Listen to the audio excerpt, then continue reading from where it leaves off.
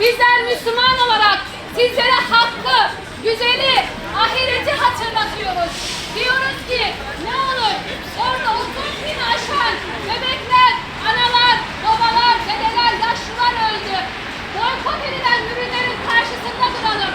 Bunların başında eğer ki bu bulunduğumuz mekan geliyorsa, eğer ki bu zalime, kafire, Yahudiye, Yahudi kimdir? Peygambere savaşacak, peygamberleri katleden, peygamberleri